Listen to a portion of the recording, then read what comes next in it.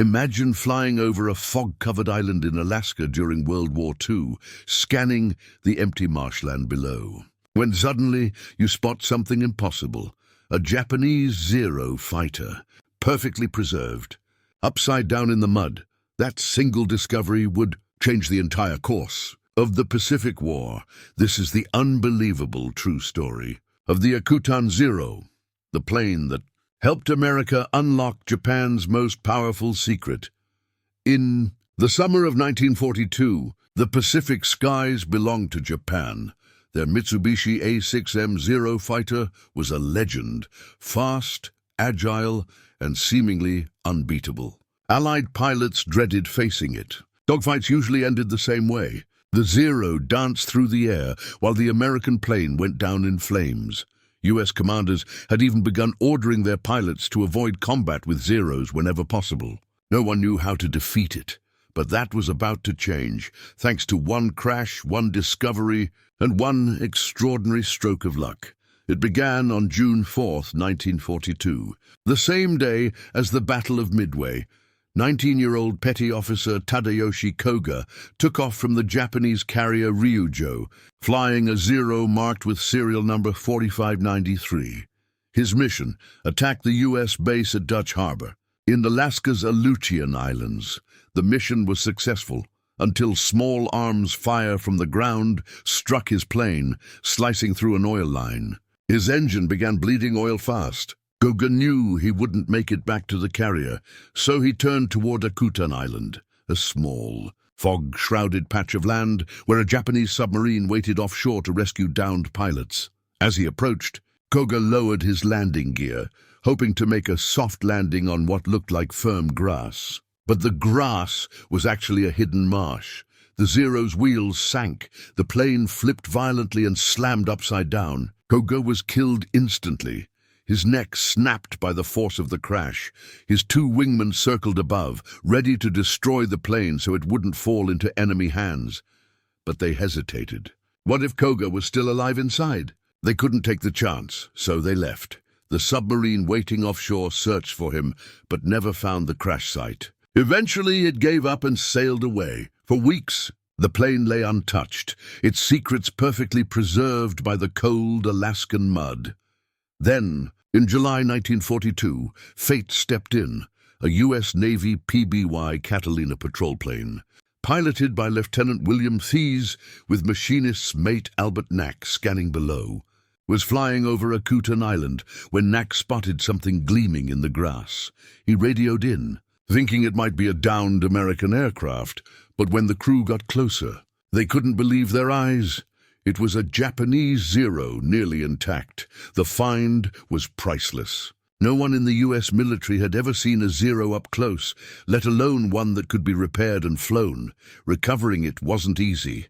The marshy ground made it almost impossible to lift. But after several weeks of effort, the Zero was finally freed, carefully crated, and shipped first to Dutch Harbor, then to Seattle, and finally to North Island Naval Air Station in San Diego. There, engineers and mechanics began the painstaking process of restoring it to flight condition. They expected to find crude construction, something roughly built but lightweight. Instead, what they discovered stunned them. The Zero was a masterpiece of engineering. Every inch of it had been designed with a single philosophy in mind: reduce weight at all costs. The skin was incredibly thin. There was no armor behind the pilot, no bulletproof glass, and no self-sealing fuel tanks. It was fast, graceful, and dangerously fragile. American fighters like the Grumman F6F Wildcat were slower and heavier, but could take a beating and bring their pilots home. The Zero was the opposite, deadly but delicate. By September 1942, the restored aircraft was ready. Lieutenant Commander Eddie Sanders, a Navy test pilot, climbed into the cockpit for the first flight. When the Zero lifted off the runway, Sanders immediately understood why Allied pilots feared it. At low speeds, the plane handled like magic, incredibly responsive, turning tighter and faster than anything the U.S. had in the air. But as Sanders pushed it faster, he began to notice its flaws.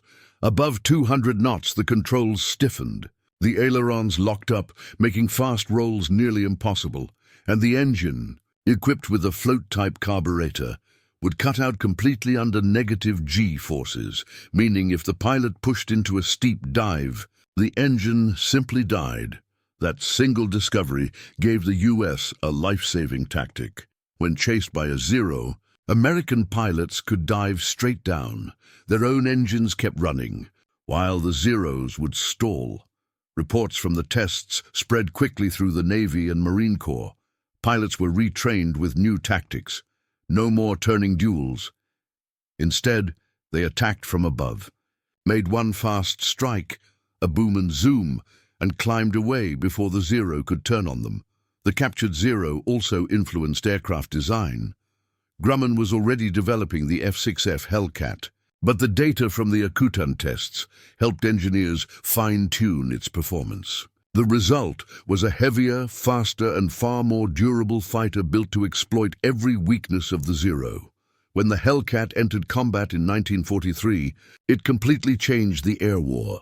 By mid-1944, U.S. pilots flying Hellcats and F4U Corsairs were destroying Japanese planes at staggering ratios. The once dominant Zero, once the symbol of Japanese air superiority, was now hopelessly outmatched. But the story of the Akutan Zero wasn't just about tactics or technology. It revealed something deeper, a difference in philosophy. Japan built its fighters for attack, believing in speed, agility, and the willingness of the pilot to die in battle. Armor was considered unnecessary weight. America, on the other hand, fought a long war of attrition and valued survival. A pilot who lived could fight again, teach others, and pass on hard-won experience. That difference between dying gloriously and surviving intelligently decided the air war in the Pacific.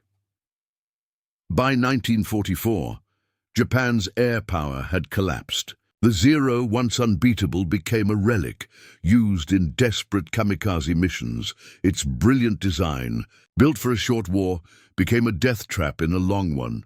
Tadayoshi Koga's crash, caused by a single bullet and a tragic misjudgment, handed the Allies the key to defeating his nation's most advanced weapon. The Akutan Zero was more than a captured airplane. It was a teacher, a silent instructor that reshaped American strategy, aircraft design, and the very way pilots fought and survived. Though the plane itself was destroyed in an accident in 1945, its lessons lived on. Thousands of American pilots owed their lives to what was learned from that upside-down fighter in the Alaskan marsh. A masterpiece of speed and elegance, beautiful, brilliant and doomed, just like the empire that built it.